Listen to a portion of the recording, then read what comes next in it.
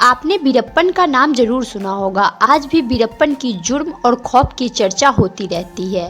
वीरप्पन इतना खूंखार था कि 3 राज्य की सरकार वीरप्पन को पकड़ने के लिए सैकड़ों करोड़ों रुपए खर्च किए थे। 100 से ज्यादा पुलिस वालों ने अपनी जान गंवाई थी। वीरप्पन ने कई राज्यों के जंगलों से हाथियों और चंदन का सफाया कर दिया था। तो वहीं एक बड़े फिल्मी सितारे और राजनेता का अपहरण करके फिरौती के रूप में करोड़ों रुपए कमाए थे। सरकार ने वीरप्पन को पकड़ने के लिए उस पर करोड़ों रुपए का इनाम रख दिया था। फिर भी वीरप्पन पुलिस की नजरों से बरसों तक बचने में कामयाब रहा। तो आखिर वीरप्पन कैसे बरसों तक आतंक फैलाने में कामयाब रहा? वीरप्पन के कुछ मशहूर कांड क्या है? वीरप्पन ने किस एक्टर और मंत्री का अपहरण किया था और वो कैसे पुलिस की पकड़ में आया? चलिए जानते हैं सब कुछ इस वीडियो में। वीरप्पन की पूरी कहानी जानने से पहले क्राइम की कहानी नंबर 1 चैनल को सब्सक्राइब जरूर कर ले।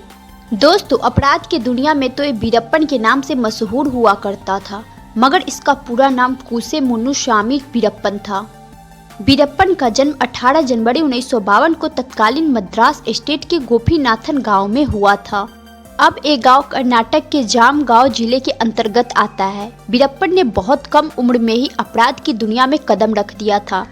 वीरप्पन के चाचा हाथी दांत के तस्कर के रूप में जाने जाते थे। वीरप्पन भी अपने चाचा को ज्वाइन कर लेते हैं। हाथियों की हत्या करके और दांतों की स्मगलिंग शुरू कर देते हैं।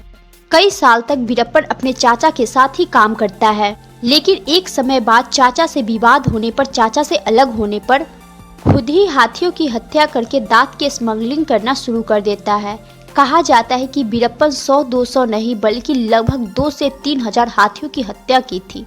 वीरप्पन की इसी आतंक की वजह से कर्नाटक, तमिलनाडु और केरल के जंगलों में बड़े स्तर पर हाथियों का सफाया तक हो गया था। हाथी दांत के तस्कर के अलावा वीरप्पन चंदन की लकड़ियों का भी सफाया करने लगता है और देखते ही देखते वो इलाकों का ही नहीं बल्कि भारत का सबसे बड़ा चंदन की तस्कर बन जाता है। जब वीरप्पन अंधाधुन हाथियों की धंधा करने लगता है तो पूरी प्लानिंग करने के बाद एक फॉरेस्ट अधिकारी वीरप्पन को गिरफ्तार करने में सफल रहता है। वीरप्पन की गिरफ्तारी 17 साल की उम्र में साल 1972 में हुई थी। पुलिस वीरप्पन को गिरफ्तार तो कर लेती है, मगर लंबे समय तक वो पुलिस की पकड़ में नहीं रह पाता है और बहुत जल्द पुलिस की गिरफ्त से भाग निकलता है और फिर दुगनी ताकत से अपने अपराध को अंजाम देने में लग जाता है। इतना ही नहीं, पुलिस की पकड़ से भागने के बाद 17 साल की उम्र में ही वीरप्पन अपने जीवन का पहला मर्डर करता है। ये हत्या उस पुलिस वाले की हुई थी जिसने पहली बार वीरप्पन को पकड़ा था। कुछ दावे के मुताबिक वीरप्पन ने पहली हत्या 10 साल की उम्र में ही की थी। पहली हत्या करने के बाद वीरप्पन उन सभी की हत्या करने लगता है जिस पर भी उसे पकड़ने का शक होता है। इस दौरान जो पुलिस वाले वीरप्पन को पकड़ने की कोशिश कर रहे थे उन्हें भी अपनी जान गंवानी पड़ती थी। वीरप्पन का पागलपन दिन पर दिन बढ़ता ही रहता है।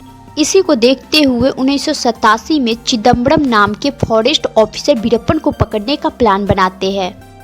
कहीं से वीरप्पन को इस बात की भनक लग जाती है। फिर चिदम्बरम वीरप्पन को पकड़ पाते उससे पहले ही वीरप्पन उन्हें किडनैप कर लेता है और फिर कुछ दिनों के बाद उनकी हत्या कर देता है। ये पहली बार था जब वीरप्पन को नेशनल लेवल पर पहली बार मीडिया में जगह मिली थी। जब वीरप्पन का आतंक हद से ज्यादा बढ़ जाता है तो अब वीरप्पन को पकड़ने की जिम्मेदारी senior IFS officer P Srinivasan को दी जाती है। कहा जाता है कि पी श्रीनिवास पूरी प्लानिंग करने के बाद आखिरकार वीरप्पन को गिरफ्तार कर लेता है, मगर वीरप्पन इतना शातिर था कि जब पुलिस वीरप्पन को जेल लेकर जा रहे होते हैं तभी वीरप्पन आसपास बैठे हुए पुलिस वालों से कहता है कि उसे बहुत तेज सर दर्द हो रहा है, इसलिए उसे सर पर रखने के लिए तेल चाहिए।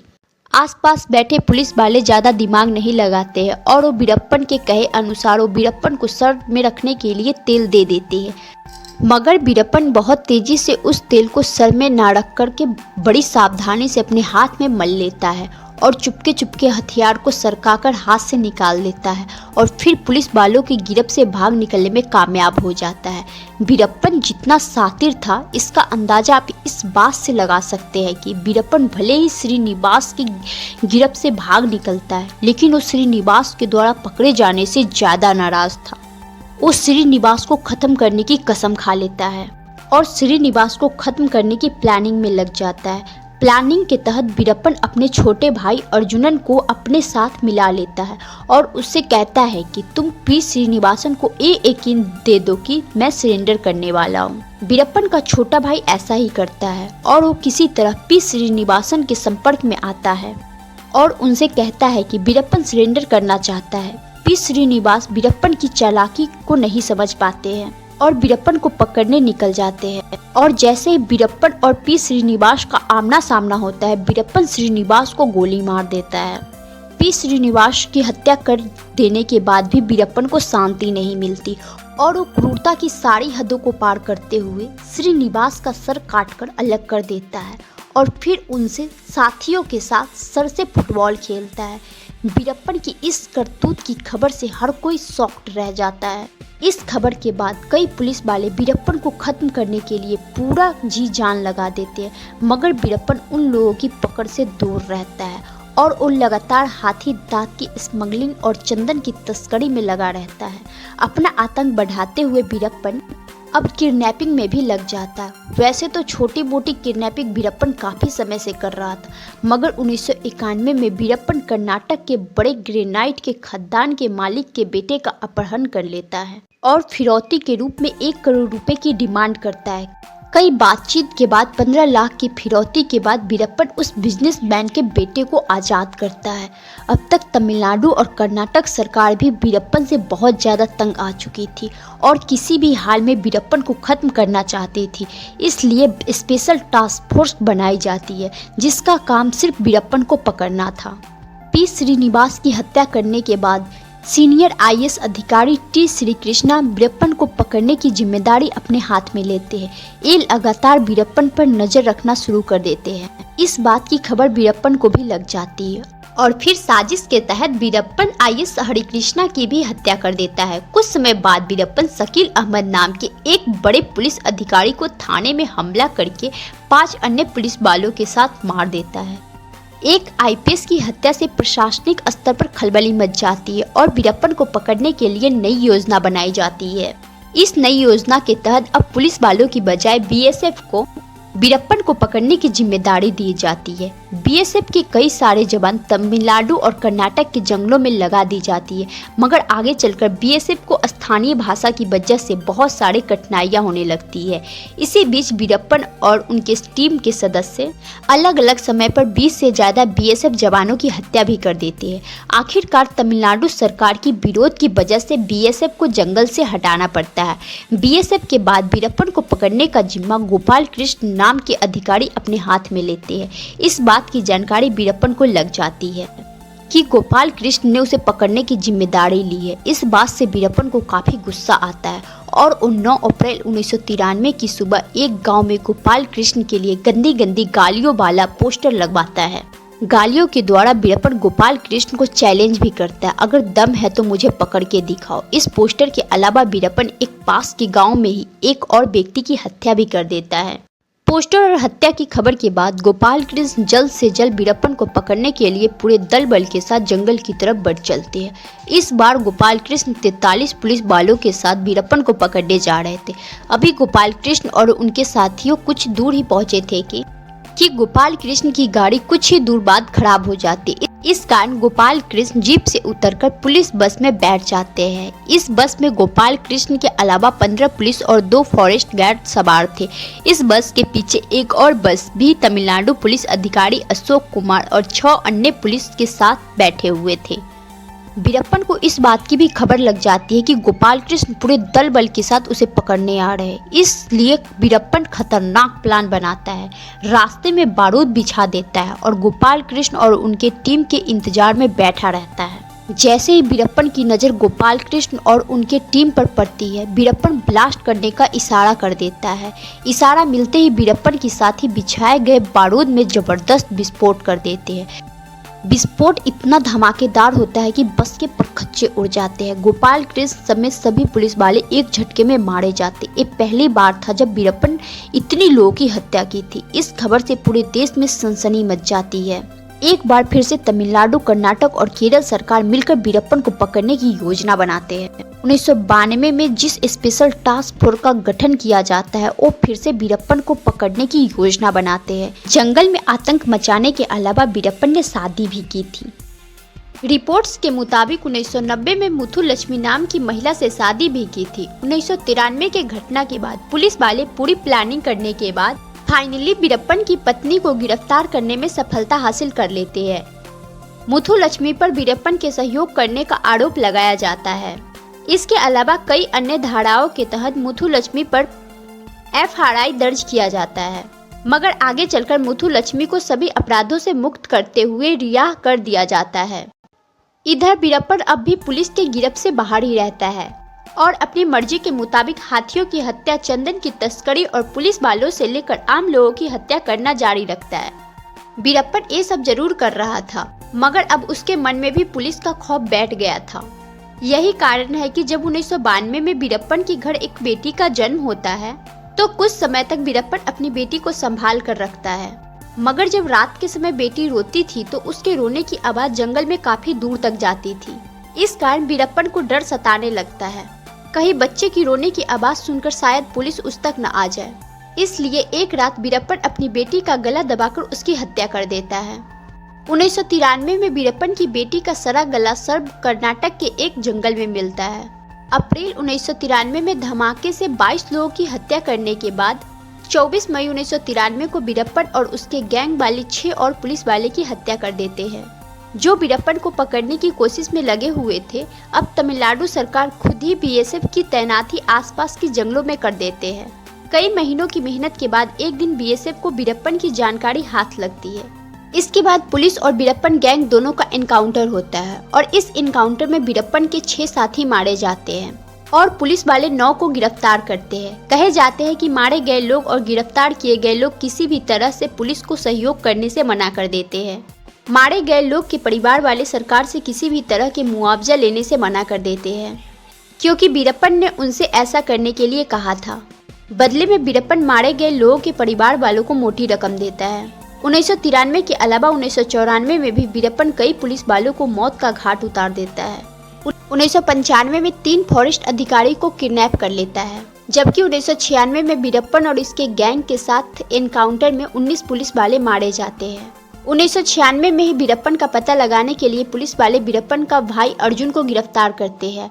वीरप्पन का भाई पुलिस कस्टडी में ही आत्महत्या कर लेता है। इस बात का बदला लेने के लिए वीरप्पन एक पुलिस अधिकारी और कांस्टेबल को मौत का घाट उतार देता है। अगले साल भी वीरप्पन कई पुलिस वाले और पत्रकार और फोटोग्राफर को भी किडनैप करता है। कुछ को मार देता है तो कुछ को पुलिस वाले के एनकाउंटर के बाद छोड़ देता है। वीरप्पन पैसों के लिए 1990 से लोगों को किडनैप भी करता है। कथित तौर पे कई बार सरकार की ओर से वीरप्पन को फिरौती भी दी गई है। वीरप्पन ने अपनी करियर की सबसे बड़ी किडनैपिंग 30 जून साल 2000 में की थी। एक किडनैपिंग किसी और की नहीं बल्कि कन्नड़ सिनेमा के सुपरस्टार राजकुमार की थी। आप बस इतना समझ लीजिए कि जो हैसियत आज अमिताभ बच्चन की है वैसी ही हैसियत राजकुमार की कन्नड़ सिनेमा में थी। राजकुमार की किडनैपिंग से कर्नाटक में हड़कंप मच जाता है। लोग राजकुमार के लिए सड़कों पर उतर जाते हैं।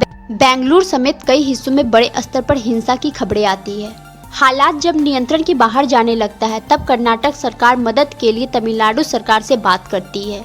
वीरप्पन और कर्नाटक सरकार की बातचीत के लिए एक पत्रकार को नियुक्त किया जाता है। राजकुमार को छोड़ने के बदले वीरप्पन सरकार से मांग करता है काबड़ी जल विवाद में तमिलनाडु की हित को प्राथमिकता दी जाए, कर्नाटक में तमिल को सेकेंड लैंग्वेज का दर्जा दिया जाए। इसके अलावा वीरप्पन तमिलनाडु के जेलों में कुछ कैदियों की रिहाई की मांग करता है।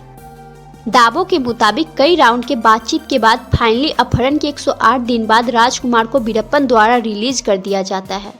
पहले तो सरकार किसी भी तरह की फिरौती देने से इनकार करता है, मगर बाद में खुलासा होता है कि राजकुमार को छोड़ने के लिए वीरप्पन को कर्नाटक सरकार द्वारा 20 करोड़ रुपए की फिरौती दी गई थी। इस किडनैपिंग के बाद वीरप्पन की अगली बड़ी किडनैपिंग साल 2002 में दिखने को मिलती है। 25 अगस्त 2002 को वीरप्पन कर्नाटक सरकार के पूर्व मंत्री एच नगप्पा को किडनैप कर लेती है। नगप्पा 1996 से 1999 तक कर्नाटक सरकार में मंत्री थे। मंत्री जी को छोड़ने के लिए वीरप्पन सरकार से मोटी रकम की मांग करता है। इस बार सरकार कोई भी रकम देने से मना कर देती है। मंत्री जी को छुड़ाने के लिए इस बार कर्नाटक पुलिस पहले तमिलनाडु पुलिस के साथ मिलकर काम करती है और केरल पुलिस की भी सहायता ली जाती है। तीनों राज्यों की पुलिस के द्वारा संयुक्त रूप से वीरप्पन के खिलाफ अभियान चलाया जाता है।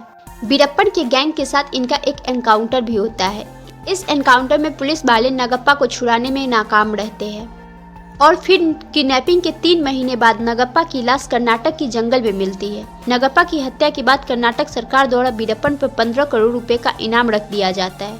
वीरप्पन का आतंक जब हद से ज्यादा बढ़ जाता है तब तमिलनाडु की तत्कालीन मुख्यमंत्री जयललिता एक स्पेशल टास्क फोर्स बनाने का निर्णय करती है और जून 2001 में वीरप्पन को पकड़ने की जिम्मेदारी आईपीएस अधिकारी विजय कुमार के हाथों में दे दी जाती है। वीरप्पन को किसी भी तरह जल्द से जल्द खत्म करना है। अब तक वीरप्पन को पकड़ने की कोशिश में 100 से ज्यादा पुलिस वाले अपनी जान से हाथ धो बैठे थे। इसके अलावा तमिलनाडु, कर्नाटक और केरल सरकार के 100 करोड़ रुपए से ज्यादा खर्च हो चुके थे। इसलिए विजय कुमार पूरी प्लानिंग के साथ वीरप्पन को पकड़ने की प्रोजेक्ट पर काम शुरू करते हैं। विजय कुमार पाते हैं कि वीरप्पन की सबसे बड़ी ताकत उसकी खुफिया तंत्र है। दरअसल वीरप्पन आम लोगों से लेकर पुलिस विभाग में अपने लोग बिठा रखे थे। कोई भी वीरप्पन के लिए काम करने के लिए रेडी रहता था क्योंकि बदले में मोटी रकम मिलती थी। विजय कुमार भी वीरप्पन के इस तरीके को आजमाने की कोशिश करते हैं और वो कुछ पुलिस वालों का भेष बदलकर वीरप्पन के गैंग में शामिल करवा देते हैं और फिर वीरप्पन की छोटी से छोटी जानकारी बेहद ही गुप्त तरीके से पुलिस तक आती रहती है। वीरप्पन अक्सर इंटरव्यू दिया करता था क्योंकि वीरप्पन को पब्लिसिटी का बहुत ज्यादा शौक था। विजय कुमार को पता चलता है कि वीरप्पन को हाथ में पेपर लेकर पढ़ने में दिक्कत हो रही है।